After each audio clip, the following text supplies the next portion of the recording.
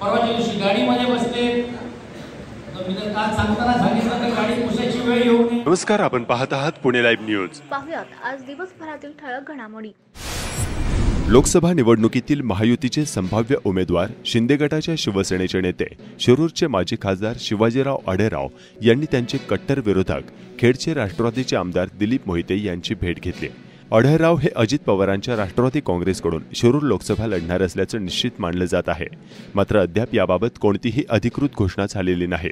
अशातच आढळरावांना तिकीट देण्याबाबत अजित पवार गटाचे आमदार दिलीप मोहितेंनी विरोध दर्शवला होता. दिलीप मोहितेंच्या विरोधामुळे आढळरावांची लोकसभेची वाट खडतर होणार असल्याचंही सांगितलं जात होतं. अशातच माजी खासदार शिवाजीराव आढळराव यांनी शनिवारी 9 मार्च 2024 रोजी राजगुरुनगर या ठिकाणी मोहितेंच्या घरी जाऊन त्यांची भेट घेतली आणि वैर संपवण्याचा त्यांनी प्रयत्न केला. त्यामुळे या भेटीनंतर आढळराव राष्ट्रवादी काँग्रेसचे उमेदवार असतील यावर शिक्कामोर्तब होणार असल्याची जोरदार चर्चा सुरू आहे. आढळराव पाटील यांनी राजगुरुनगर येथील आमदार मोहिते पाटील यांच्या घरी येऊन सदिच्छा भेट घेतली. आमदार मोहिते पाटील यांनीही त्यांचे स्वागत केले. सुरेखाताई मोहिते पाटील व अरुण गिरे यावेळी उपस्थित होते. आढळराव यांनी मोहिते पाटील यांची भेट घेणे म्हणजे अजित पवार यांच्या राष्ट्रवादी काँग्रेसची उमेदवारी त्यांना मिळणार असल्याचं जवळपास निश्चित मानलं जात आहे. त्यानंतर मात्र माध्यमांशी बोलताना आमदार दिलीप मोहिते पाटील यांनी सदरची भेट ही राजकीय नव्हती असे स्पष्ट करतानाच आमची भेट झाली असली तरी माझा आढळराव पाटील यांना विरोध कायम आहे अशी भूमिका माध्यमांशी बोलताना स्पष्ट केली आहे. त्यामुळे आढळराव आणि मोहिते यांची भेट सफल झाली की निष्फळ झाले की आणखी काही अशी चर्चा सध्या सामान्य जनतेत सुरू आहे. भरधाव वेगात जाणाऱ्या वाहनाने एका दुचाकीला धडक दिली. वाहनाचे चाक दुचाकीस्वार व्यक्तीच्या कमरेवरून आणि पोटावरून गेल्यानं गंभीर जखमी झालेल्या व्यक्तीचा जागीच मृत्यू झाला. हा अपघात दुपारी 2:45 वाजता आंबेठाण तालुका खेड या ठिकाणी घडला. प्रशांत अण्णा इंगळे वय वर्ष 30 राहणार गाजीपूर टाकळी गोरेगाव जिल्हा अकोला असे मृत्यू झालेल्या व्यक्तीचे नाव आहे. या प्रकरणी म्हाळुंगे MIDC पोलीस ठाण्यात अज्ञात वाहन चालकाच्या विरोधात गुन्हा दाखल करण्यात आला आहे. अपघातानंतर प्रशांत यांना जखमी अवस्थेत सोडून आरोपी वाहन चालक पळून गेला. दरम्यान गंभीर जखमी झाल्याने प्रशांत यांचा मृत्यू झाला. म्हाळुंगे MIDC पोलीस याबाबतचा अधिक तपास करत आहेत. बेकायदेशीरपणे जनावरांची वाहतूक केल्याप्रकरणी तिघांच्या विरोधात गुन्हा दाखल करण्यात आला आहे. ही कारवाई शनिवारी दिनांक 9 मार्च रोजी सकाळच्या वेळी रोहकल रोड देशमुख वस्ती चाकण या ठिकाणी करण्यात आली. रमेश गुलाब माकर वय वर्ष 46 राहणार रोहकल तालुका खेड, सुरेश राजाराम भोंडवे वय वर्ष 38 राहणार आंबेठाण चाकण, वाजिद कुरेशी अशी गुन्हा दाखल झालेल्यांची नावे आहेत. या प्रकरणी पोलीस अंमलदार संतोष फटांगरे यांनी चाकण पोलीस ठाण्यात फिर्याद दिली आहे. पिकअपमध्ये 2 बैल चारा पाण्याची व्यवस्था न करता करकचून बांधून ठेवले. प्राण्यांची वाहतूक करण्याचा त्यांनी कोणताही परवाना घेतला नाही. बेकायदेशीरपणे प्राण्यांची वाहतूक आणि त्यांच्या चारा पाण्याची व्यवस्था न केल्यानं आरोपींच्या विरोधात गुन्हा दाखल करण्यात आला आहे. तर चाकण पोलीस याबाबतचा अधिक तपास करत आहेत. आळंदी पोलीस ठाण्याच्या हद्दीत कोयाळी येथील कंजारभाट वस्ती येथील हातभट्टीवर पिंपरी चिंचवड गुन्हे शाखेच्या अंमली पदार्थ विरोधी पथकानं कारवाई केली आहे. या कारवाईत 1,40,000 रुपये किमतीचे गावठी दारू तयार करण्यासाठी लागणारे रसायन नष्ट करण्यात आले. भिवरेवाडी कोयाळी येथील ओढ्याच्या जवळ ही कारवाई करण्यात आली. पोलिसांच्या कारवाया आणि पोलिसांची पाठ फिरताच पुन्हा हातभट्ट्या सुरू असा येथील खेळ सुरूच आहे. आळंदी पोलीस याबाबतचा अधिक तपास करत आहेत.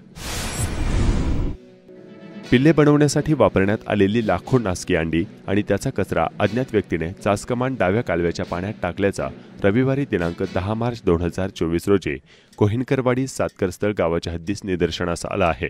सडलेली अंडी आणि त्याचा कचरा पाण्यात वाहत जाऊन काही किलोमीटर अंतरावरील पाणी दूषित झाले आहे. हे पाणी पिऊन पक्षी आणि प्राण्यांवर रोगराईचे संकट ओढवण्याची शक्यता व्यक्त होत आहे. शिरूर लोकसभा मतदारसंघातील महायुतीचे संभाव्य उमेदवार माजी खासदार शिवाजीराव आढळराव यांनी आगामी लोकसभा निवडणुकांच्या तोंडावर त्यांचे कट्टर विरोधक खेडचे राष्ट्रवादीचे आमदार दिलीप मोहिते यांची भेट घेतली खरी. मात्र आमदार मोहिते यांच्या विशिष्ट कार्यशैलीला कंटाळून आणि वेगवेगळ्या कारवायांचे धुपाटणे मागे लागण्याच्या शक्यतेने माजी खासदार आढळराव यांच्यासोबत असलेल्या कार्यकर्त्यांची चांगलीच फरफट होणार असल्याचे चित्र खेड तालुक्यात निर्माण झाले आहे. यामध्ये बडे पदाधिकारी केवळ आमदार मोहिते यांचे विरोधक म्हणून आढळराव पाटील यांच्यासोबत ठामपणे उभे होते. आता या नव्या राजकीय समीकरणानंतर यातील अनेक पदाधिकारी आणि कार्यकर्ते यांची चांगलीच अडचण होणार असल्याचे चित्र पाहावयास मिळत आहे. श्री क्षेत्र महाळुंगे आध्यात्मिक नगरीतील पवार परिवारातील खेळाडू विद्यार्थिनी राधिका संदीप पवार हिने किक बॉक्सिंग स्पर्धेत प्रथम क्रमांक प्राप्त करत राज्यस्तरीय संघात स्थान मिळवल्याबद्दल गावाच्या वतीने तिचा सन्मान करण्यात आला।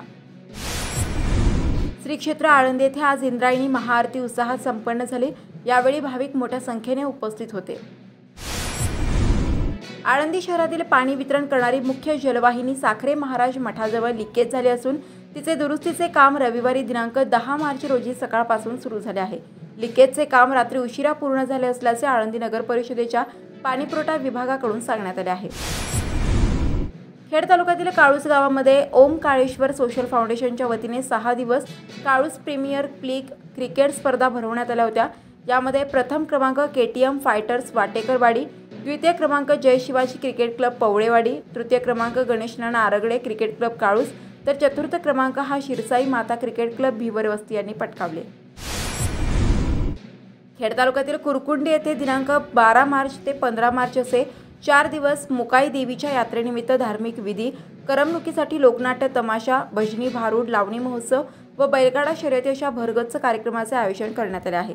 बैलगाडा शर्यतीसाठी 4,32,666 रुपयांची रोख बक्षीस, 6 दुचाकी, 4 कडबाकुट्टी मशीन, 2 LCD, 2 पिकावर औषध मारणारे पंप, 10 सोलर लाईट, 7 चषक, 2 फिल्टर आणि मागील 3 वर्षे प्रथम क्रमांक मिळवणाऱ्या बैलगाडा मालकास बोलेरो जीप अशी बक्षिसाची खैरात यात्रा समितीने केली आहे। सर्व गाडा बैल मालकांनी, गाडा शौकीनांनी या आमच्या यात्रेमध्ये येऊन यात्रेची शोभा वाढवावी।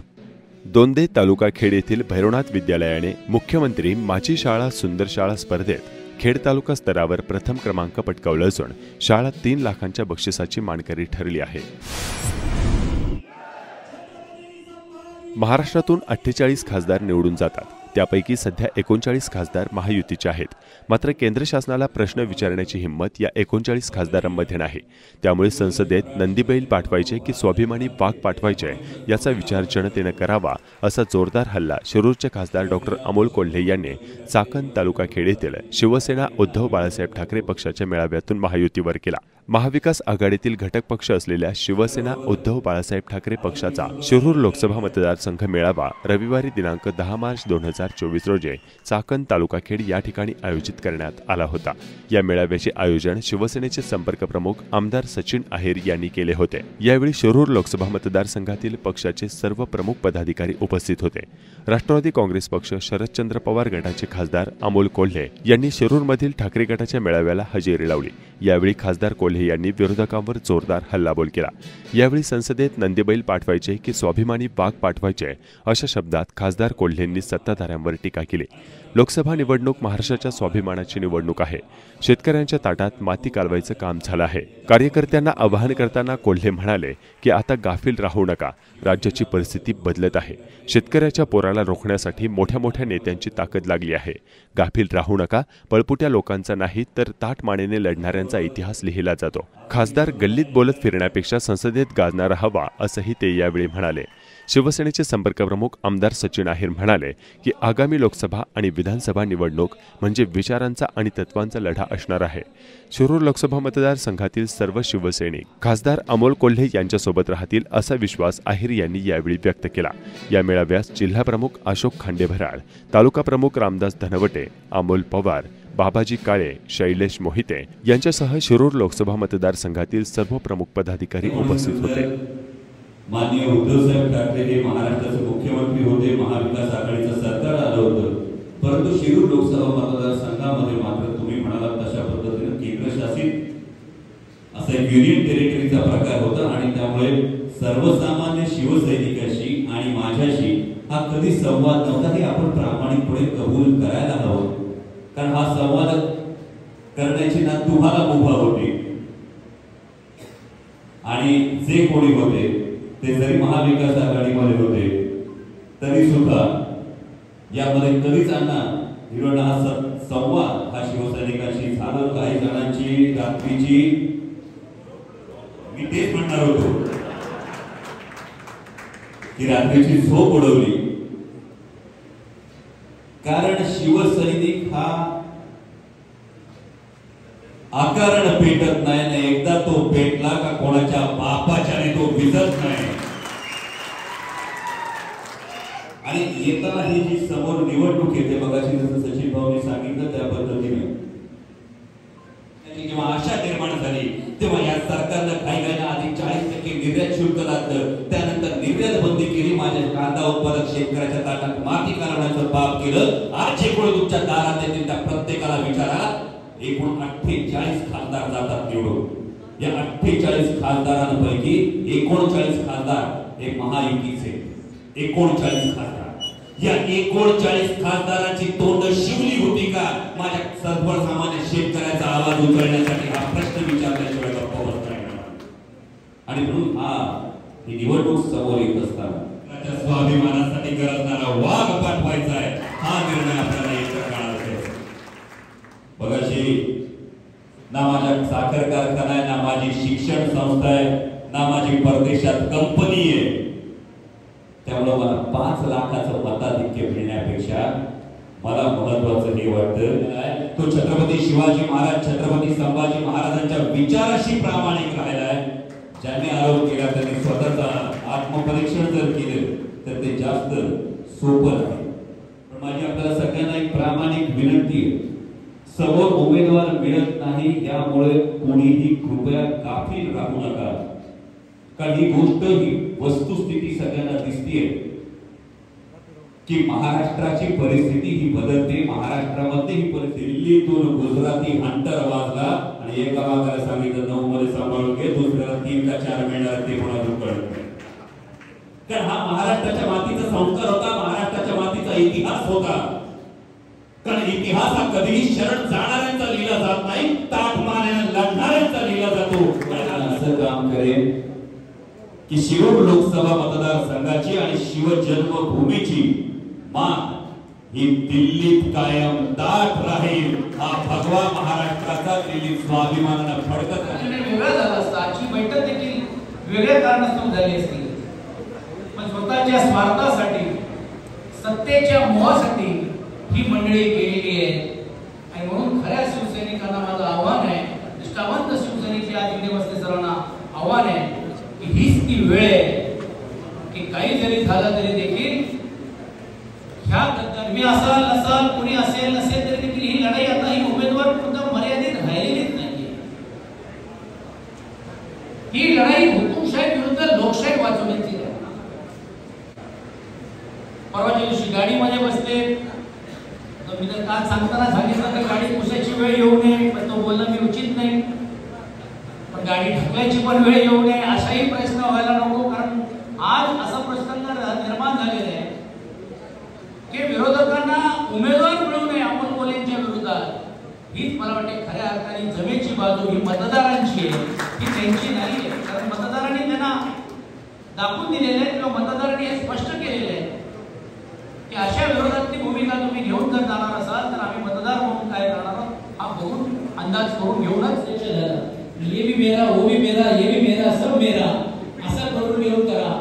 साधी जिल्हा नियोजनची समिती पण जर माणूस सर सोडण्याचं काम जर काही आमचे माजी मंत्री करत नसतील तर हे आपल्यासाठी गेलेले, शिवसैनिकांसाठी गेलेले का स्वतःच्या स्वार्थासाठी गेले, हे आता दूध का दूध पाणी का पाणी होतोय. मी अजून वैयक्तिक स्तरावर जाऊ इच्छित नाही, कारण तुम्हाला तो स्वभाव नाही.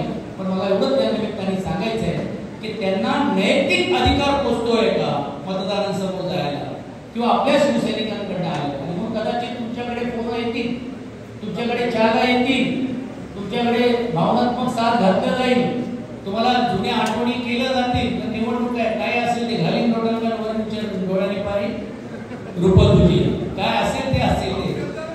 पण तुम्ही हे सांगा सांगलं पाहिजे की ज्यांच्याला टीका करून तुम्ही गेला, ज्या नेतृत्वाला बदनाम करून तुम्ही गेला, त्या नेतृत्वाच्या मागे आज आम्ही उभे आहोत. आणि म्हणून ही जी चूक केलेली आहे चुकीला धन्यवाद. जय हिंद, जय महाराष्ट्र. धन्यवाद. नमस्कार, आपण पाहत आहात पुणे लाईव्ह न्यूज.